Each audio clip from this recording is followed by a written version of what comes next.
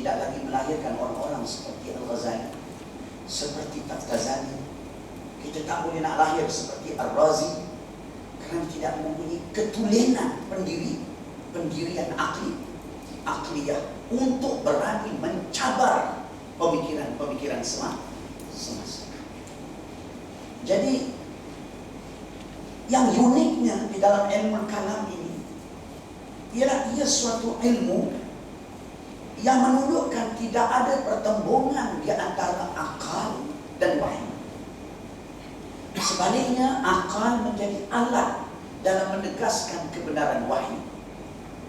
Dan pendekatan yang dibawa oleh ulama-ulama ini adalah terjemahan daripada semangat dan roh Al-Quran yang memerintah dan menganjur agar manusia itu menggunakan akal, menggunakan pertimbangan akal. Sebagai contoh, di dalam ayat Al-Quran, sebagai contoh satu ayat, firman Allah Subhanahu wa Ta'ala, baca daripada atas. Inna fi khalqis samawati wal ardi wa ikhtilafil layli wan nahari wal fulki allati tajri fil bahri bima yanfa'un nasa wa ma anzalallahu minas sama'i. Bagi sambung, inna fi dhalika la ayatin liqaumin ya'qilun. Bawah sekali ayat. Inna fi dhalika la ayatin liqaumin ya'qilun. Sesungguhnya di dalam semua kejadian yang ditunjukkan oleh Allah Subhanahu wa Ta'ala itu mengandungi bukti-bukti ketauhidan Allah, kewujudan Allah, kebesaran Allah, keagungan Allah bagi golongan yang berakal. Jadi ulama-ulama Islam melihat bahawa akal itu bila digunakan dalam batasnya yang betul, di dalam prinsipnya yang benar, maka ianya akan menjadi alat yang mendukung kebenaran wahyu. Oleh itu, awal-awal lagi ulama-ulama Islam seperti Al-Imam Abu Hasan Al-Ash'ari rahimahullah rahmatan wasi'ah, apabila melihat bahawa Mu'tazilah itu menyimpang dan menyeleweng daripada jalan Islam yang benar, daripada jalan ahli sunnah wal jamaah, maka Al-Imam Abu Hasan Ash'ari rahimahullah ta'ala telah memperkenalkan manhaj akli untuk menopang dan untuk menegaskan kebenaran pendirian ahli sunnah wal jamaah. Maka digunakan dalil yang berdasarkan akal, yaitu apa yang dikatakan sebagai tiga bahagian, iaitu yang wajib, mustahil dan harus. Kata Al-Imam Al-Juwaini, al-aqlu munhasirun, akal itu terbatas di dalam tiga perkara ini. Maka siapa yang tidak tahu tiga perkara ini, wajib akli, mustahil akli dan harus akli, kata Al-Imam Al-Juwaini, fala aqlalah, maka orang sebenarnya tak ada akal. Sebenarnya orang yang mengikut nafsu. Oleh itu, bila akal digunakan dengan kerangkanya yang betul, dia akan menegaskan kebenaran wahyu di dalam aspek-aspek ketuhanan sebagaimana yang telah diturunkan oleh Allah Subhanahu wa Ta'ala. Dan pendekatan yang dibawa oleh ulama ini yang menerjemahkan kehendak Al-Quran dan hadis dalam suatu manhaj ilmu, manhaj akli dalam mempertahankan akidah tauhid, telah menyelamatkan umat Islam daripada dilema yang dialami oleh Barat, yaitu dilema bahawa agama itu berlawanan dengan akal, bahawa agama itu berlawanan dengan ilmu, sebagaimana yang dialami oleh Christianity yang mengikuti kefahamannya itu berdasarkan huraian teori dan pemikiran Aristotle di tangan Aquinas dan juga padri-padri setelah itu. Maka akhirnya membawa kepada agama sebagai sesuatu yang irasional, dan sebaliknya kehidupan dunia ini adalah berlandaskan kepada rasional atau yang rasional. Maka berlaku pertembungan di situ yang membuka jalan kepada masuknya sekularisme di Barat dan berlakunya, akhirnya kita lihat pada hari ini di mana berlakunya berbagai-bagai ideologi berkembang di Barat, dan kita dalam dunia Islam permasalahan begini tidak timbul. Kita tidak mengalami masalah psikologi dan dilema bahawa kalau nak jadi Muslim kita mesti meninggal. Kalau kita nak jadi seorang cendekiawan, seorang intelektual, kita mesti tinggalkan agama. Kita tak mengalami dilema kalau kita nak jadi orang agama, maka kita kena meninggalkan apa kita panggil cita-cita kita untuk menjadi seorang yang terpelajar. Ini tak berlaku di dalam jiwa seorang Muslim. Terima kasih kepada ulama-ulama Islam daripada ulama mutakallimin yang menerangkan dalil-dalil akli dengan uraian yang sangat-sangat mendalam. Jadi pada hari ini, ya, ilmu tauhid yang berdasarkan dalil-dalil akli ini yang memang berasaskan Al-Quran dan hadis adalah merupakan ilmu yang sangat penting untuk mewujudkan jati diri di dalam diri kita dan sikap yang betul di dalam diri kita terhadap akal itu, sebagaimana yang menjadi pendirian para ulama Islam, dan menjadi sebagai suatu ilmu yang membongkar betapa kita tidak perlu mengikuti jalan-jalan yang dilalui oleh Eropah yang meninggalkan agama dan mengambil sekularisme sebagai alternatif. Saya Allah Alam, saya takut kalau saya tanya lagi saya shock sendiri ya. Saya dengan Ustaz Zul di Mesir sampai pukul 12, pukul 1 saya sembang dengan dia dengan tubi-tubi begini, jadi keluar benda-benda tu kan. Jadi saya open to the floor lah. Saya tanya kepada audience, saya nak tengok aras respons itu, mungkin nak tahu takat mana. Jadi saya buka kepada audiens, kalau ada sebutir 2 soalan, dipersilakan.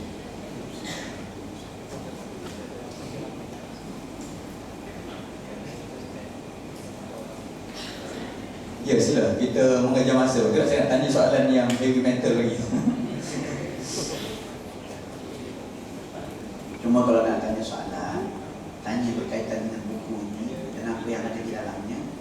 Sebab kalau soalan-soalan yang lain itu, tuan-tuan guru yang ada di hadapan kita ini lebih arif. Jadi, silakan.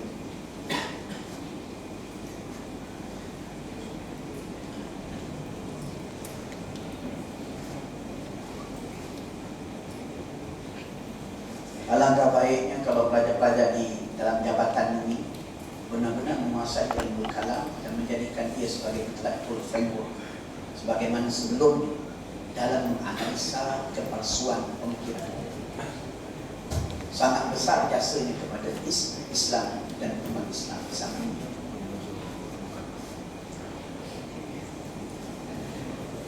Ya, sila. Ada soalan?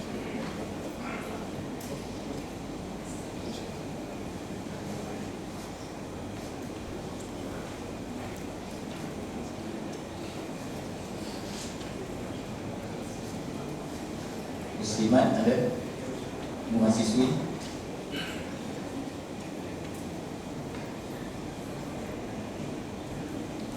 Dia kalau tanya soalan, dia kalau dalam satu kuliah, dia faham terus. Dia tak tanya, maknanya dia terus faham. Maknanya kata ulama, ya, dua kala saja. Sama ada yang mengajar itu wali besar, sehingga dia terus faham. Ada yang belajar dengan ulama-ulama besar, nak soalan belum keluar rumah dah terjawab soalan. Atau yang kedua, memang yang di depan itu memang orang yang memang bijak, pandai. Jadi cepat idraknya, menangkap cepat. Dan saya rasa yang itulah yang kedua. Orang nak tanya seorang-seorang kulit di bahagian belakang. Tanya tak? Jadi sekarang ni ada organisasi di Malaysia ni dia menjemput speaker-speaker luar negara bercakap di sini, dan tajuk dia Secularism in Islam. Cuba Ustaz uraikan sikit, apakah dia bercakap tu rasional ke, saintifik ke, macam mana? Ya, terima kasih. Jazakumullah.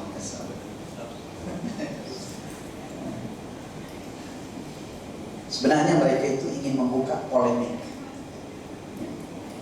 sebagaimana yang berlaku di Indonesia antara sekularisasi, polemik yang berlegar kepada permainan istilah dan bahasa, di mana melalui polemik ini mereka cuba mengabsahkan sekularisme, menjustifikasikannya. Sedangkan di dalam istilah syarak, apa yang mereka katakan sekularisme itu sebenarnya bukan sekularisme. Ini cerita yang sama yang berlaku kepada alim besar di Syria, yaitu almarhum Syekh Mustafa As-Sibani. Apabila dia nak menerangkan tentang dalam Islam ada aspek-aspek sosial, aspek-aspek takaful ijtimai, aspek-aspek yang menjaga kebajikan manusia dan rakyatnya, maka dia tulis sebuah buku dan dia namakan Al-Ishtirakiyah Al-Islam, Sosialisme Islam. Jadi sudah tentulah maksud dia sosialisme Islam itu bukan seperti yang dipahami oleh Karl Marx ataupun pendukung-pendukung fahaman sosialisme. Tetapi dia menggunakan istilah itu kerana mungkin pada ketika itu tak ditemukan istilah yang lebih jelas, maka menimbulkan fitnah yang besar kepadanya. Rahimahullah rahmatan wasi'ah.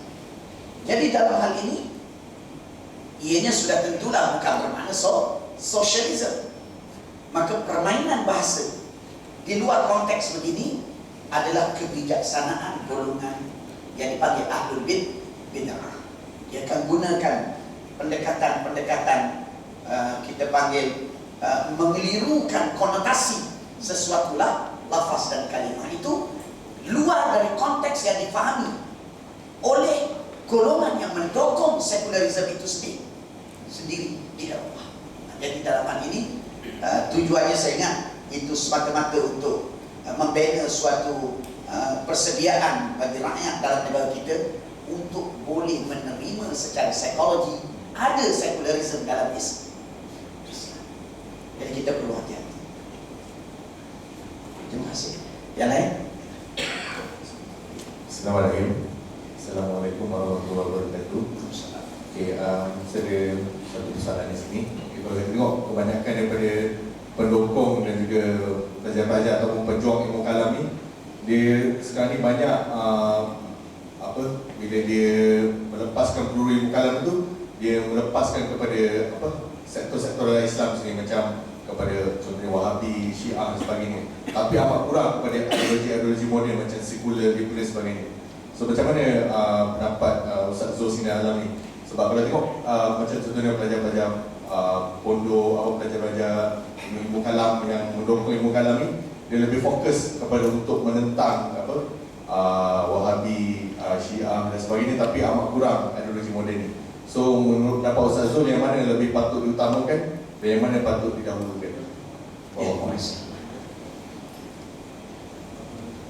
Setiap aliran yang bercanggah dengan ahli sunnah wal jamaah hendaklah ditangani sebagaimana yang semestinya, dihuraikan setakat manakah ia menyimpang daripada rumusan matang ulama-ulama ahli sunnah wal jamaah yang berasaskan Al-Quran dan Sunnah dan dalil-dalil akidah itu.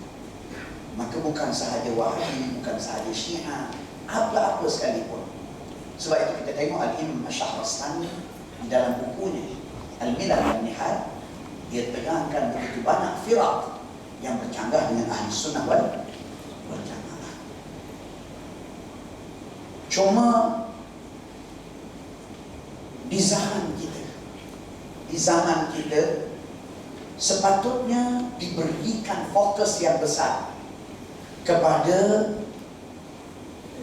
penyelewengan falsafah moden dan juga penyelewengan ideologi-ideologi semasa yang merupakan falsafah dan ideologi yang membentuk suatu secular intellectual framework, worldview, diberikan fokus kerana ideologi-ideologi sekular inilah yang menjadi faktor pendukung-pendukung yang menjadi faktor kepada jatuhnya khilafah Islami itu sendiri di khilafah Uthmaniyah.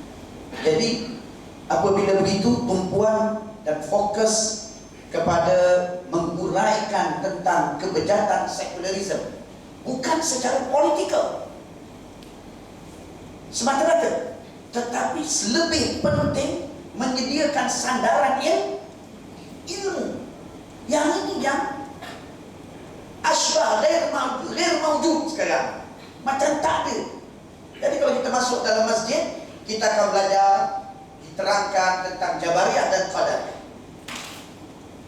diterangkan tentang Syiah, diterangkan tentang aspek-aspek penyelewengan Wahabiyah dan sebagainya. Tetapi tidak ada huraian yang benar-benar ilmiah tentang penyelewengan sekularisme dan ideologi-ideologi yang ditawarkan kepada generasi muslim. Dan ini adalah merupakan suatu kebincangan dan kecuaian yang sangat besar yang berlaku di kalangan kita pada hari ini. Dan sebab itu buku ini ditulis, antara sebabnya ialah untuk menimbulkan kesedaran supaya setiap golongan agamawan perlu memahami tentang sekularisme ini sebagai suatu ajaran yang bercanggah dengan Ahli Sunnah wal Jamaah dan memahaminya berdasarkan manhaj Ahli Sunnah wal Jamaah.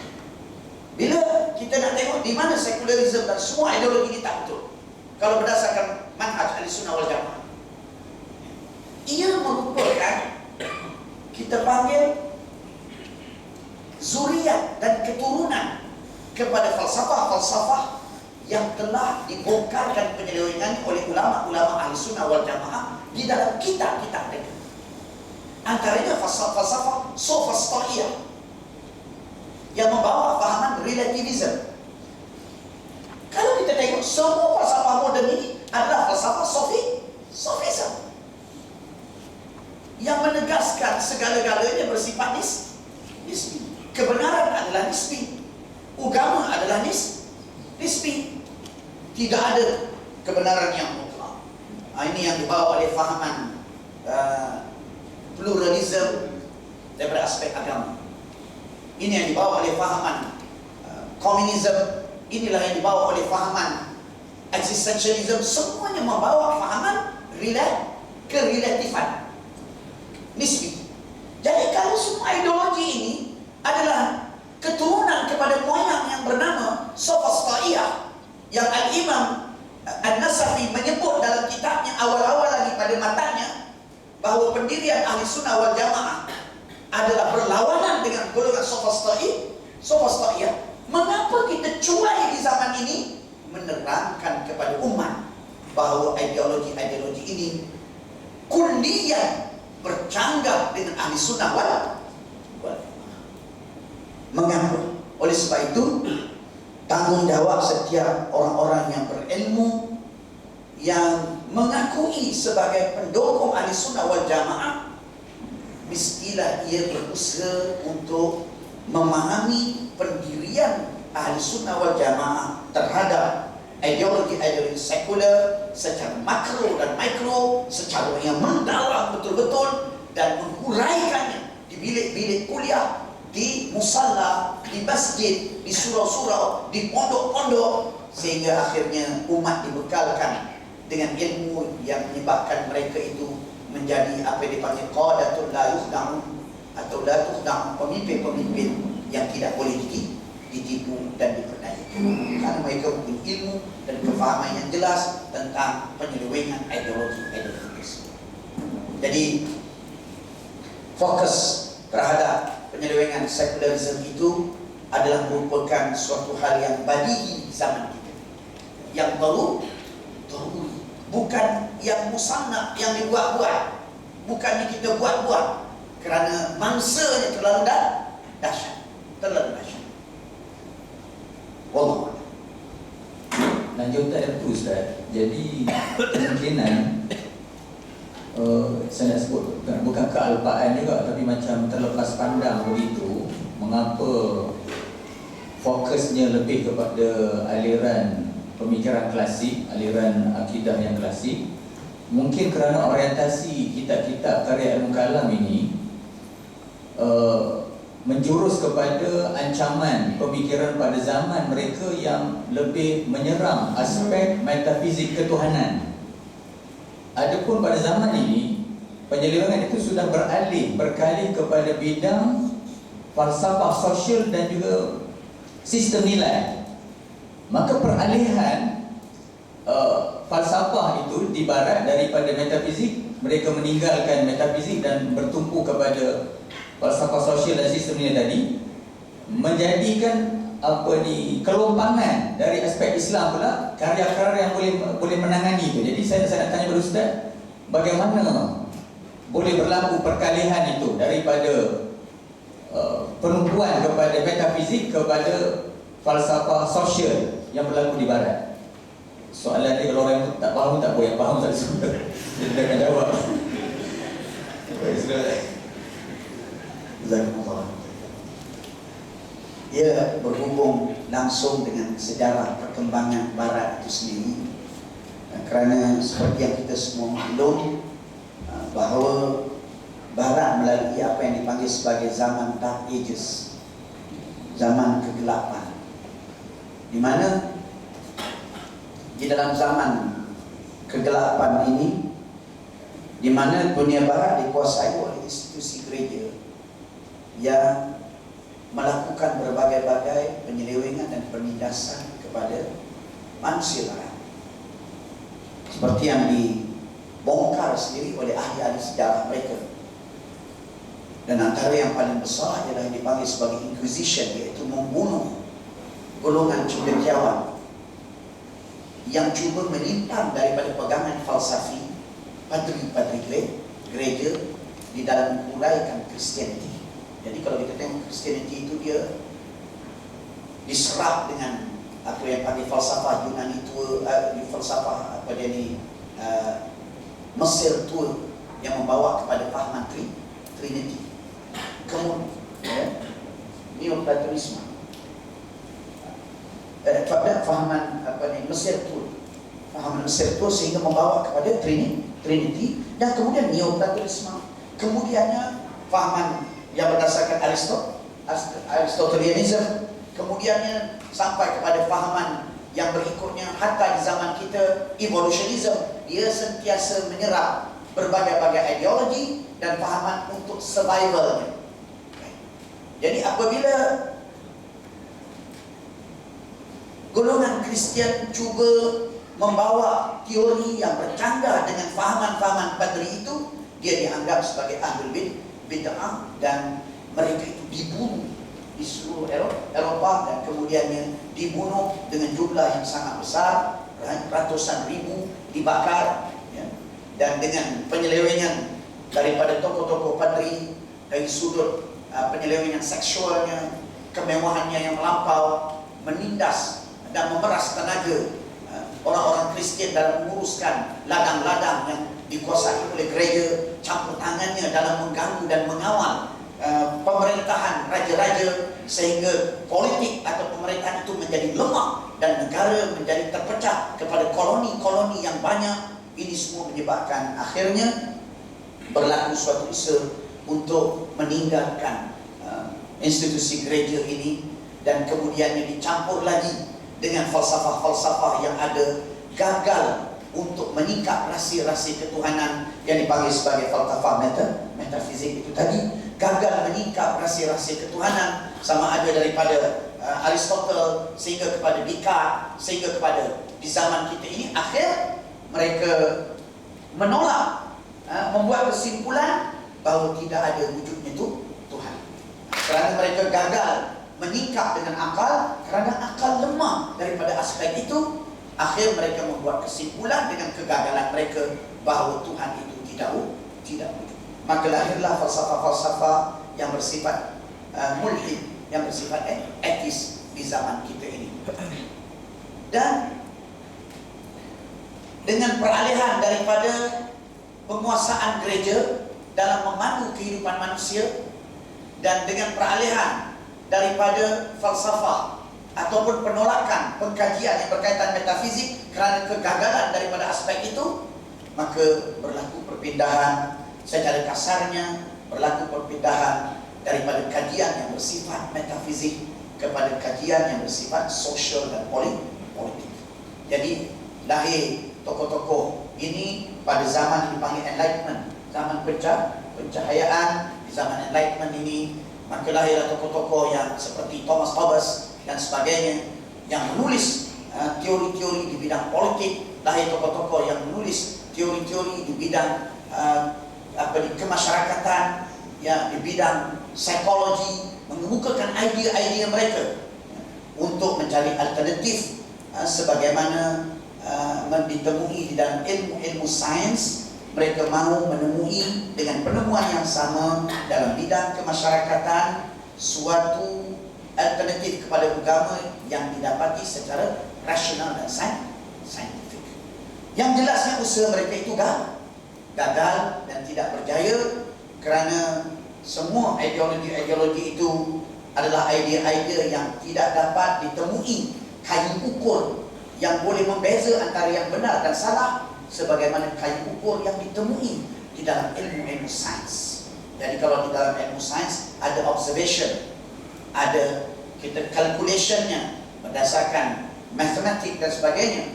Tetapi kalau di dalam bidang pemikiran yang melibatkan persoalan kemasyarakatan dan kemanusiaan, mereka akhirnya hanya berpuas dengan penemuan yang bersifat atau rumusan yang bersifat preponderant, iaitu pendapat yang lebih berat kepada kebenaran pada pandangan mereka. Mereka gagal menemui suatu penemuan yang yakini, yang pasti sebagaimana ditemui dalam bidang-bidang sains yang lain, dan kegagalan ini berpunca daripada kelemahan akal. Jadi Barat berpindah daripada falsafah yang metafizik kepada falsafah dalam bidang kajian sosial kerana mereka meninggalkan agama dan ingin mencari alternatif bagi agama. Kita pada hari ini menolak ajaran Islam secara syumul dan berpindah kepada ideologi-ideologi ini sebagai pembentuk polisi dan dasar, bukan kerana mengalami proses sejarah yang sama, tetapi kerana penjajahan dan kerana serangan fikiran yang cuba melunturkan keyakinan kita terhadap superiority Islam. Maka dengan pendekatan itu akhirnya kita menggunakan pemikiran-pemikiran yang berdasarkan kepada teori dan juga ideologi dan kefahaman sekuler. Jadi audiens boleh faham terutama student JAPI. Jadi sifat 20 itu dia nak tackle isu-isu metafizik ketuhanan kerana zaman dikarang karya itu, background, khalfiyat, latar belakang pengkaryaan itu, kerana dunia Islam diserang oleh falsafah metafizik ketuhanan Yunani yang menyerap dalam dunia Islam. Jadi sekarang bila berubah zaman, cabaran baru muncul yang menyerang dunia Islam hari ini, lebih bertumpu kepada yang dominan, yang lebih banyak ialah yang mempertikaikan syariat dengan relativiti nilai. Dia menyerang falsafah sosial, apakah panduan terbaik dalam kehidupan, cara berpakaian, cara pendidikan, politik. Tetapi kitab ilmu tauhid tadi itu dia masih kekal dengan secara dogmatik atau stereotip, masih melayan bayangan musuh yang sudah pupus dalam lipatan kitab silat. Jadi bila menjelma falsafah moden yang baru ini, di mana maknanya ilmu kalam itu nak tackle, dia nak menjalankan semula peranan yang telah dijayakan oleh pengkaryaan kitab-kitab ilmu kalam yang terdahulu. Jadi saya ni tanya ke ataupun saya bagi tahu? Jadi mungkin Ustaz Zul boleh kuat. Macam contoh dalam Aqaidah Safiah, dia ada sebut adakah malaikat atau manusia itu lebih mulia? Betul Ustaz? Jadi dijawab dalam Aqaidah Safiah itu yang lebih mulia ialah manusia. Kerana ada nas dalam Quran, Allah memerintahkan malaikat supaya sujud kepada Nabi Adam. Tapi kata Imam Nasafi, ada mereka yang terpengaruh dengan usul falasifah kerana menganggap bahawa malaikat daripada cahaya yang merupakan jauhar yang paling halus, maka mereka mendakwa bahawa malaikat lebih mulia daripada manusia. Jadi itu contoh dulu, tapi kita perlu kepada pengkaryaan. UM ni dia ada Profesor Emeritus Profesor Mahmud Zuhdi. Dia mengarang buku Dinamisme Syariah. Maka yang perlu pada malam ini usaha untuk mewujudkan dinamisme usuluddin dan ilmu kalam. Cuma bagaimana? Jadi kitab ini bukan dia nak menerangkan bila sifat 20 tu apa lawan dengan pragmatism, bila sifat makni apa lawan dengan atheism sebagai contoh. Tapi buku ni nak memecahkan bahawa isu masalah dia akar umbi masalahnya ialah pada epistemologi tadi. Itu yang cuba dibuktikan dalam buku ini bahawa jisim atau tubuh pemikiran barat itu berkembang secara prinsipalnya dari aras epistemologi lagi. Maka bila kita nak lawan existentialism, nak lawan pragmatism, kita tak perlu layan interpretasi dia. Oh, pragmatism kata begini, Islam kata begini. Kita bukan saja perlu study hard, tapi juga perlu study smart. Jadi bila kita nak tackle ideologi yang ada ni, kita bukan saja melayan tahap interpretasi ataupun tafsiran di aras permukaan. Kita serang macam dia ada perubatan tu, ada alopati, ada homopati.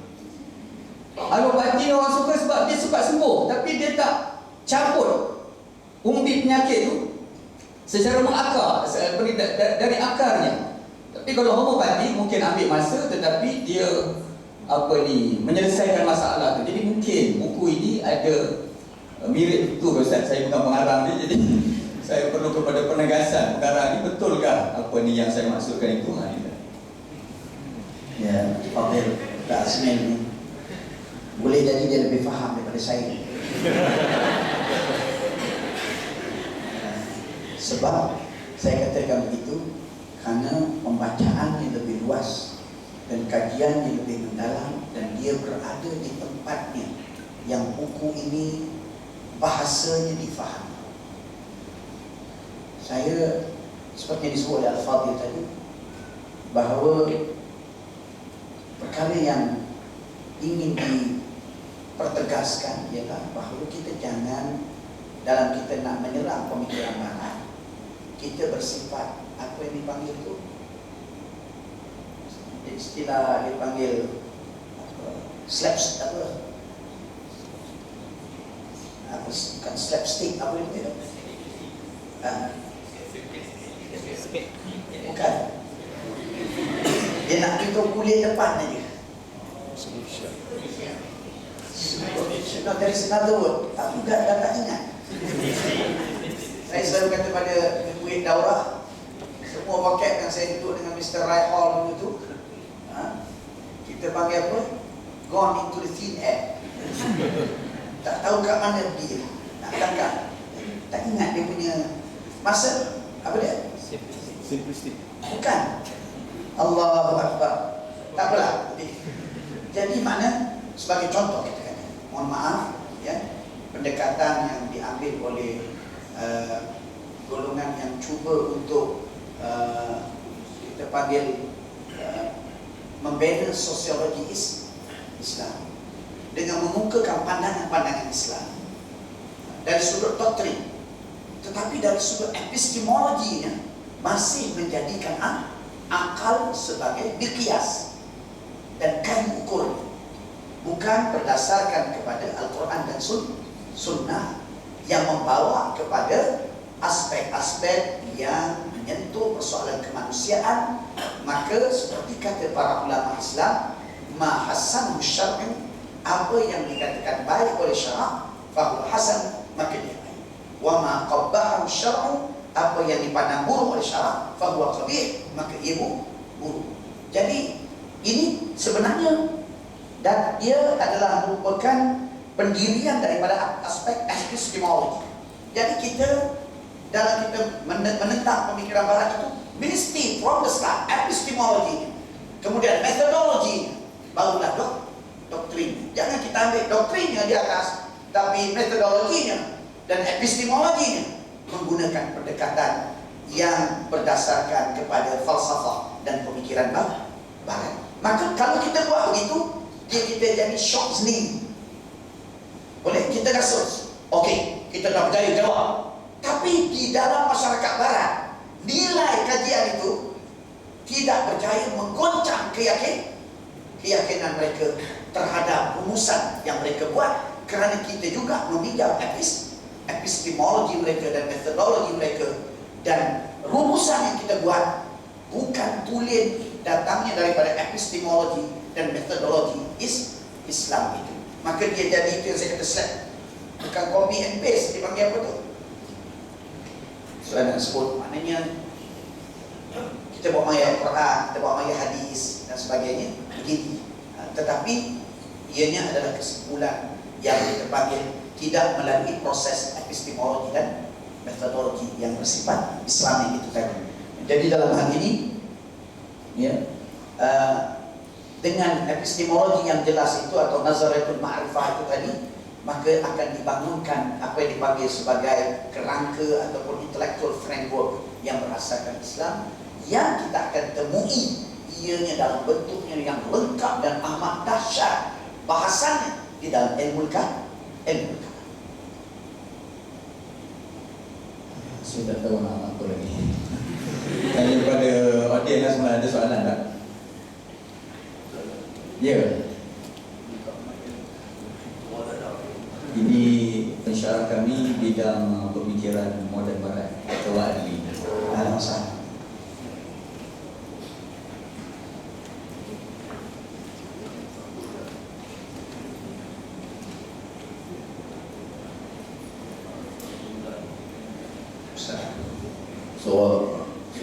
Soal tetap saya nak buat jadi devil's advocate sekejap. Untuk yang kita tengah buat ni, boleh rujuk halaman 11 tu, asas pembahagiannya, iaitu tentang falsafah itu dia ada dua level, nazari dan falsafah nazari dan falsafah amali, yang mana tadi dibincangkan tentang perpindahan tumpuan daripada nazari kepada amali yang berlaku sekarang ini. Saja nak timbulkan perdebatan lagi balik isu tradisi dan juga fungsi ilmu kalam.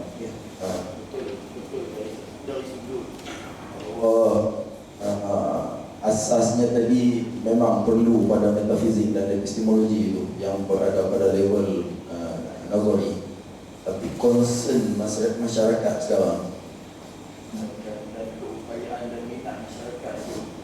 keupayaan dan minat masyarakat secara umumnya bukan pada yang nazari tapi pada yang amali, falsafah amal, ijtimai, politik memang politik.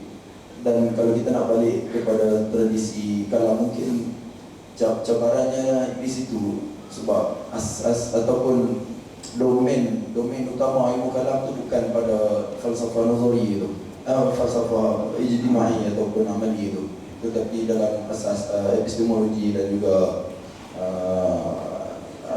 metafizik tadi.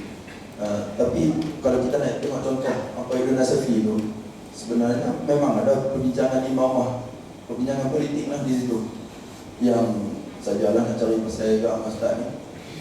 Bila dirujuk balik kepada tradisi atau teks itu, akhirnya mungkin orang akan jumpa walayan azil Imam bil fisti wal juri itu.